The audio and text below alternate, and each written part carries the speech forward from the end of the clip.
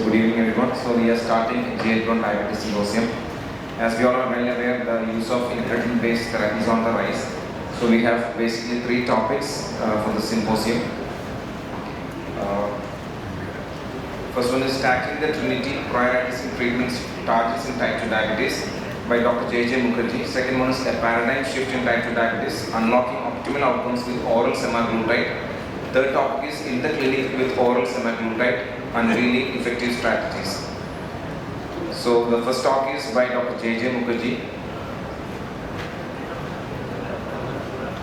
So he is a senior consultant in Department of Medicine, Apollo Multi-Specialty Hospital in Kolkata. He has got 66 publications in high-impact peer-reviewed journals, and he also has 20 chapters in various textbooks, including thyroid homeostasis. He is the editor of Handbook Managing Diabetes and Endocrine Conditions, recipient of Professor Sam G.P. Moses Oration Award, recipient of Dr. R.M. Shah Oration Award, and he is the associate editor of Diapedia and associate editor of Journal of Neuroendocrinology. Over to you, sir. Thank you. Good evening. Nice to see all of you here. If any of you wants to get up and stretch a little bit, you can. It's quite cold here, you know. I didn't bring a jacket, so please excuse this jacket. This is a GLP-1 session. So just by a show of hands, how many of you have more than 5 patients on a GLP-1 for more than 6 months?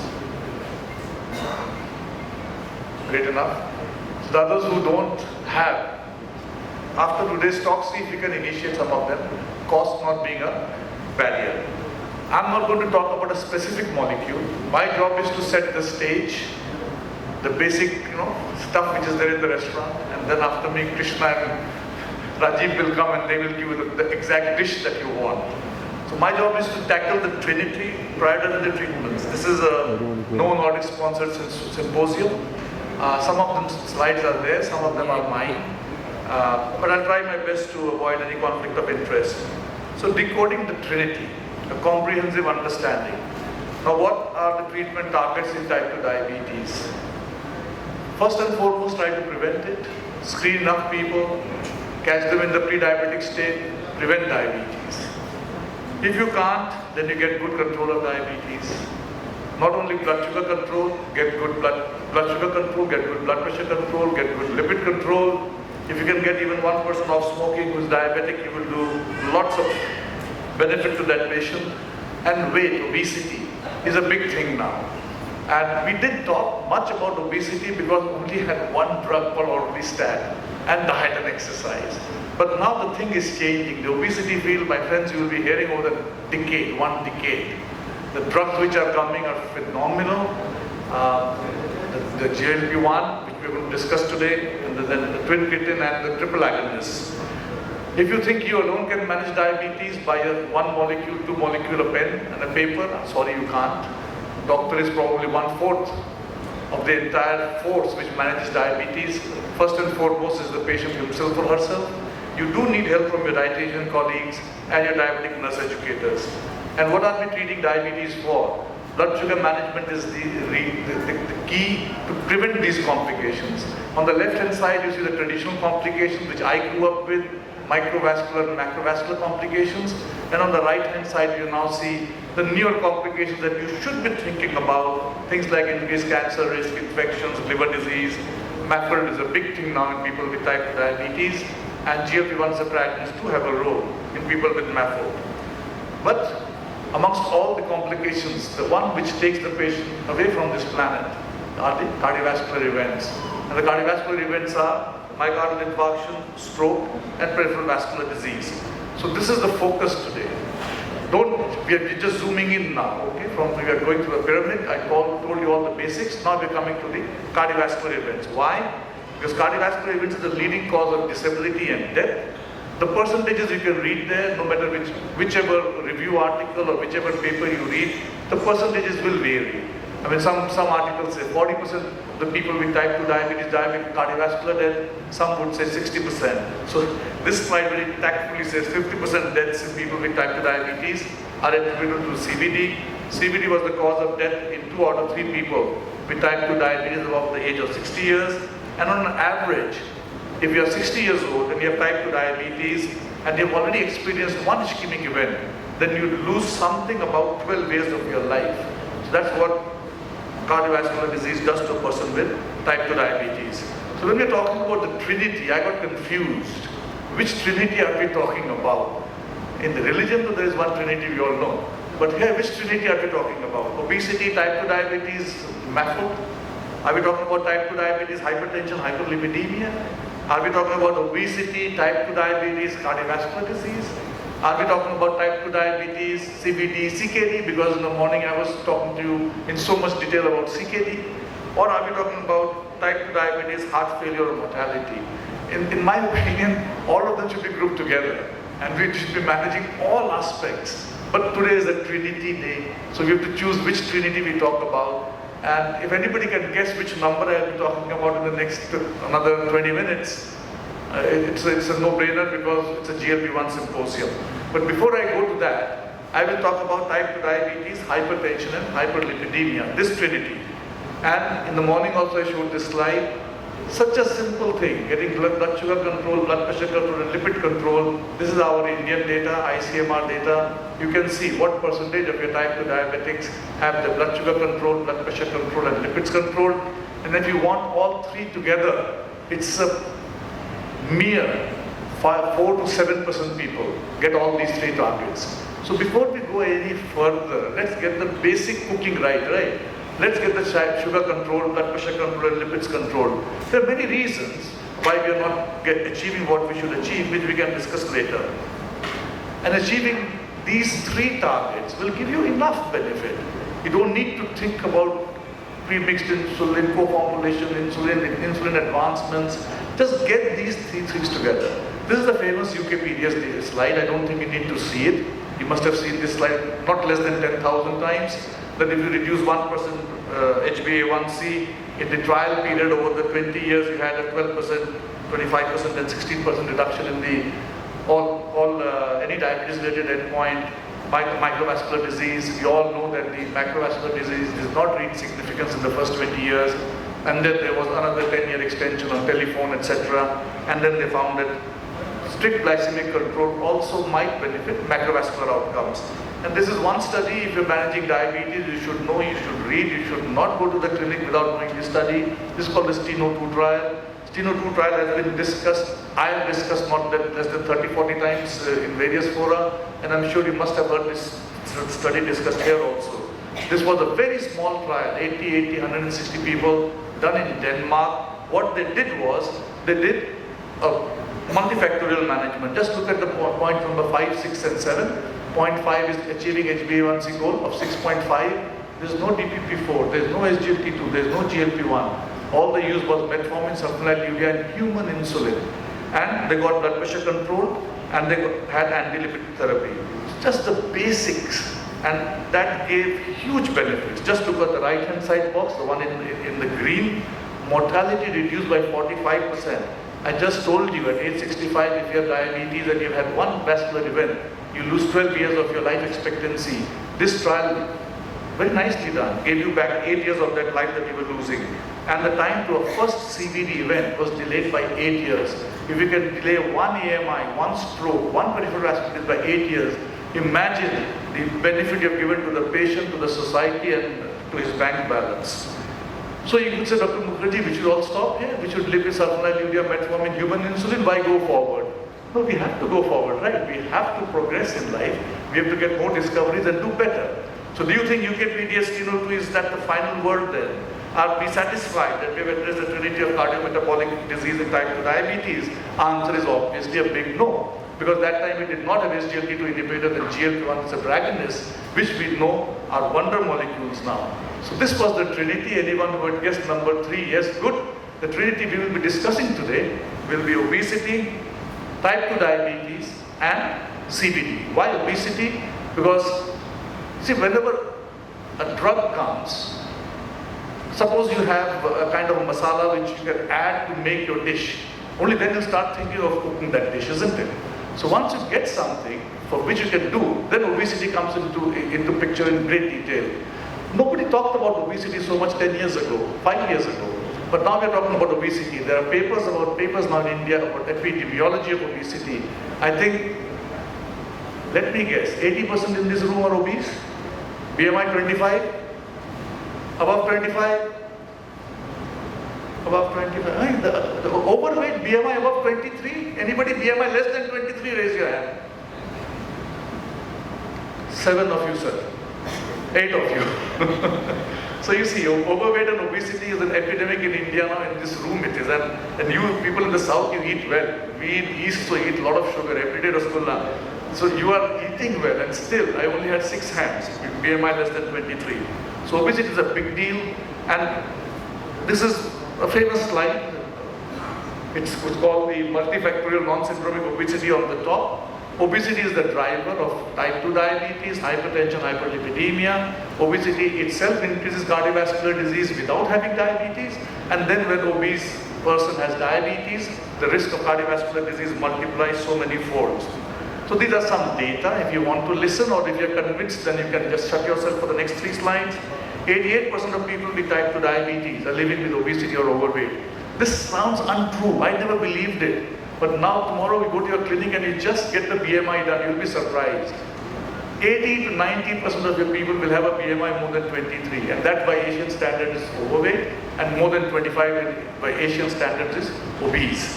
And 31% of people with obesity are living with type 2 diabetes. Don't take these percentages to heart. It depends on which study is being quoted, and the list is given below. I mean, different study might have a 2-3 percentage point here and there.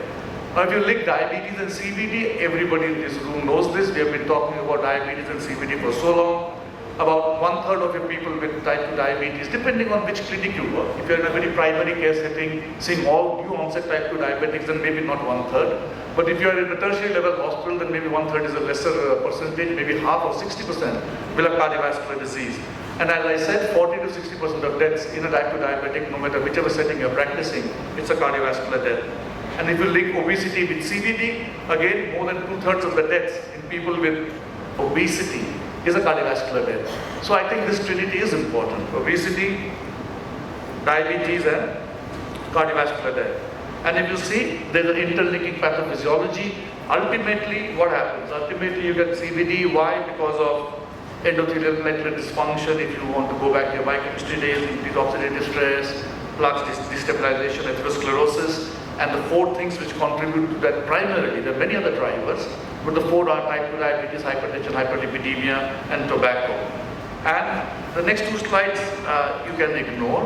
There are a lot of pathophysiological defects. If you see on the diabetes side, there are a lot of interleukins, inflammatory markers which are coming in. Insulin resistance is happening, causing hyperglycemia, and hyperglycemia is causing the same common pathway of endothelial dysfunction, increased oxidative stress, cardiovascular disease.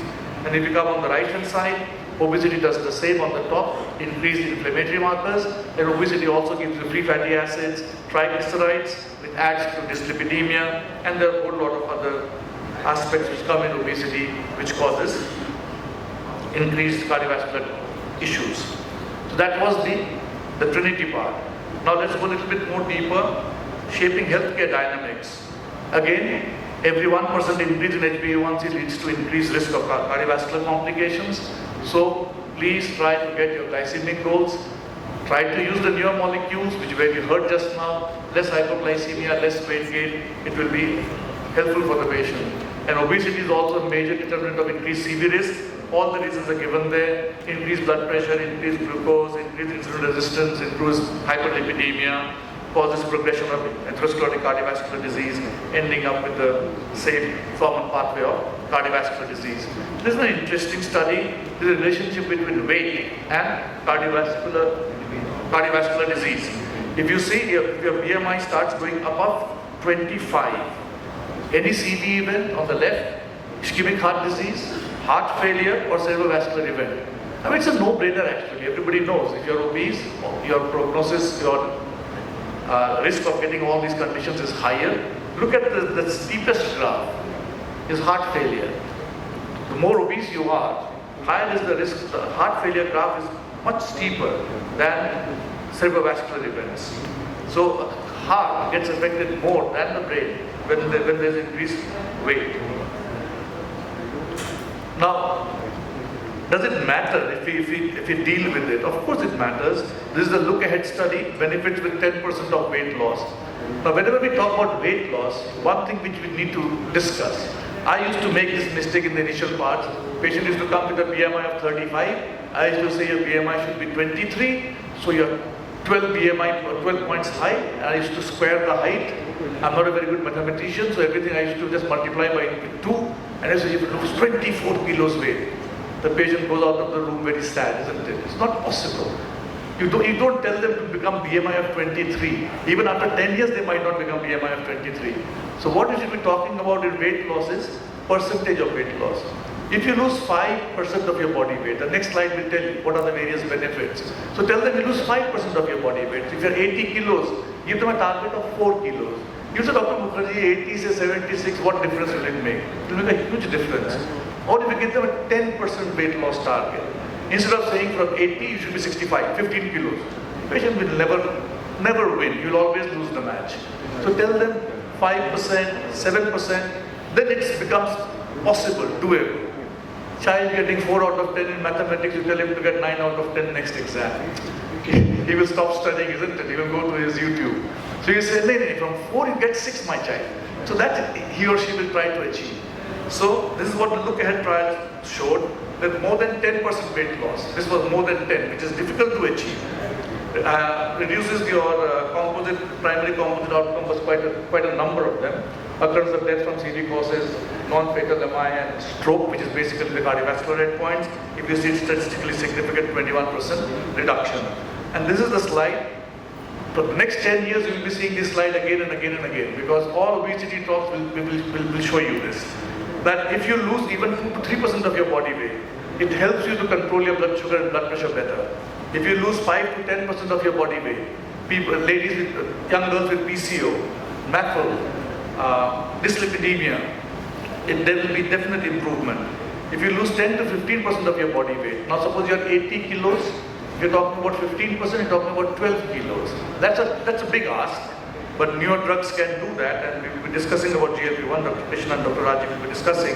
Look at the various clinical issues that you can have benefit with. Now, if you talk 20% weight loss, now you're talking. In bariatric surgery, the average weight loss, the easiest bariatric surgery is lap banding. There the average weight loss is 22 to 25%. So till about a year or 2 years ago, we did not have drugs which can give you that degree of weight loss. But now the horizon is changing, and you now can get the tune of 20 to 24% weight loss, maybe even 28% weight loss with drugs alone. And if you lose more than 20%, many of you in this room must have heard the direct trial. You talk a lot about reversal of diabetes. That's a wrong word. The word is remission of diabetes, and that's what the direct trial showed. If you can live on 650 kilocalories of food for 12 weeks, you will lose 15-20% of your body weight, and you can get your diabetes into remission. But that's not doable, right? 600 kilocalories means nothing. You just breathe air in Calcutta, that's 600 kilocalories. There's so much food in Calcutta. So the purpose of this slide is the weight loss. Talk in percentages rather than absolute numbers, and calculate for the patient. Give them the lowest target. Anybody comes, whatever is the weight, ask them to lose 5%. Below 5%, I think, yeah, there is some benefit if you see with regards to controlling hypertension and hyperglycemia, but you do not start getting benefits with the other diseases, and the topic today is cardiovascular disease. So to achieve cardiovascular disease benefits, you need to talk about 10 to 15% of weight loss. So, addressing the trinity of cardiometabolic disease, we already have discussed many times. Glycemic control, lipid management, blood pressure control, which I've showed you. We are quite dismal. We are only getting that in 1/3 of the people. And all three, in less than 7 people out of 100 in our country. We need to do better. And at the top of all that is lifestyle changes. But now, with newer molecules at your disposal, SGLT2, and within inverted commas, those who can afford GLP-1 receptor agonists, you can make a difference now. You can start evaluating of type 2 diabetes, CVD, CKD. As you now know, the ADA-ESD guidelines have completely changed, isn't it? Before 2017, we used to talk about stepwise treatment. From 2018 onwards, the whole ADA-ESD guideline went into 2 halves. One half became organ protection, the other half became glycemic control. So organ protection should be on the top of your mind now, rather than getting blood sugar control. You should think of protecting the heart, protecting the kidney. We never used to focus too much. When I trained, we never talked about weight. What trained? Even say about 10 years ago, didn't talk about weight, because what's the point of raising an issue for which you don't have much solution except go and diet and do exercise? But now you have bullets and you can have guns, so you can start looking at those things. Now, combination therapy. Till about 2018, there was no talk about combination therapy by the ADA-ESD guideline. The first talk about ADA combination therapy came in 2018 when the ADA-ESD guideline. The same thing was updated in 2019. There is no further update on the ADA-ESD guidelines. You see the standards of care which keep coming every year, but they're all based on the last 2019 update. And there, for the first time, they grudgingly accepted that if HbA1c is more than 1.5% of the target, then you should be thinking of combination therapy rather than stepwise therapy. So if you come to the ADA-ESD guidelines or extension of that, the ADA Standards of Care 2024, as I said, there's a left half of the table and there's right half of the cartoon. In the left half, they say if there is underlying ASCVD, and ASCVD could be MI, CBA, any revascularization procedure, a TIA, unstable angina, even a small toe amputated, or if there is coronary artery disease. Or indicators of high risk. Indicators of high risk, so this is Western, we don't have Indian age cutoff. The Western age cutoff they give is 55 years, plus any two risk factors. I think most of your type 2 diabetic patients will have two risk factors, either hypertension or dyslipidemia or obesity or smoking. So most of your type 2 diabetic patients in a tertiary level setting will fall on the left half of the table.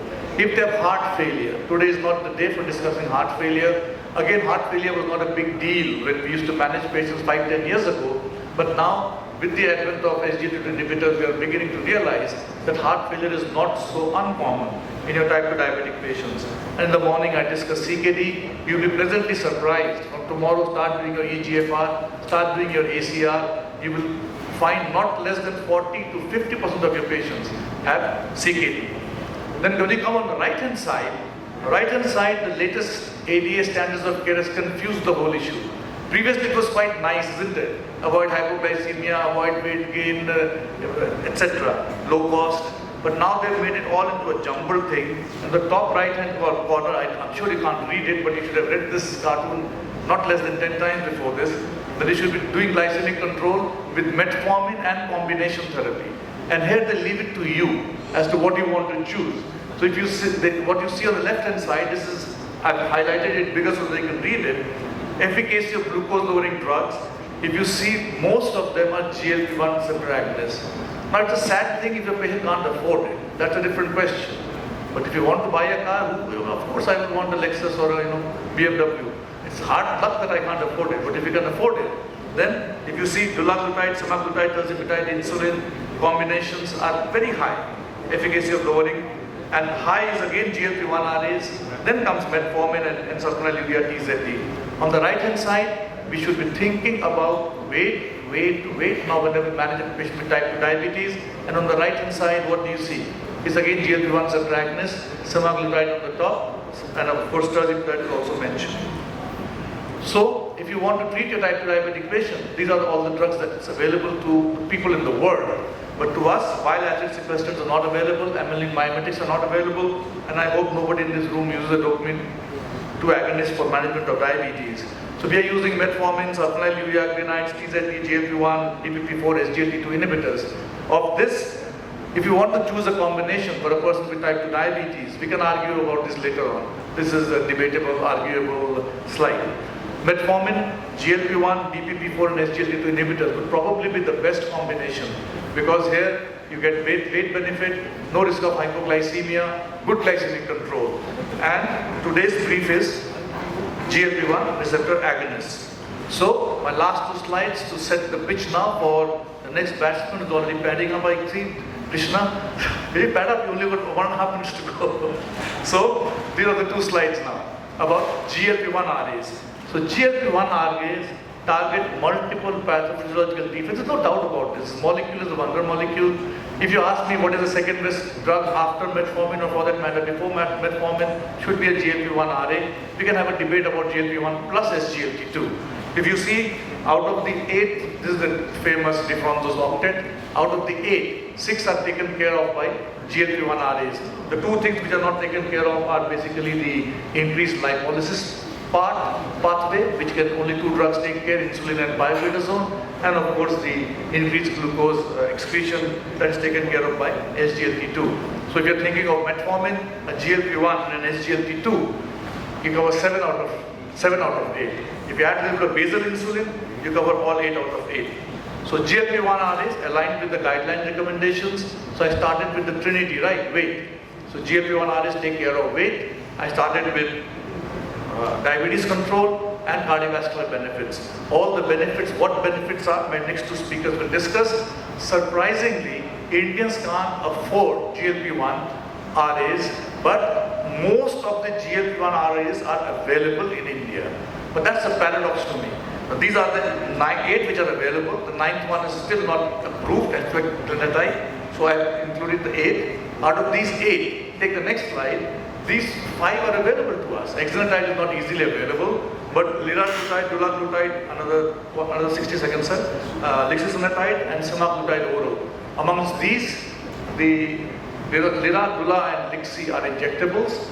Lira is once daily, dula is once weekly, lixisenatide is once daily advised, but most of the times you're required to give it twice daily if you're using it at all.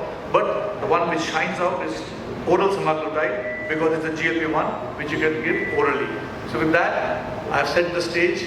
I've discussed about type 2 diabetes. I've discussed that we are not doing well. I've discussed we are not taking care of hypertension and lipids as well. We should be thinking about it. Then I discussed the octet. I'm trying to get it into you that when you're managing a type 2 diabetic patient next, think about weight, think about his cardiovascular morbidity and mortality. So choose your drugs, not like reflex sulfonylurea, metformin, insulin, but choose your drugs which will have an effect on the organs which are getting damaged in type 2 diabetes. And with GLP-1, how is the oral GLP-1 going to fare? To answer that, I think the next speaker. Thank you, sir. Thank you, Dr.J. Mukherjee, for that exhaustive and informative talk on prioritizing the treatment targets in type 2 diabetes and the importance of tackling the unholy trinity and the importance of organ protection. Actually, we have kept the stage ready for diving deep into the details of GLP-1 receptor agonists.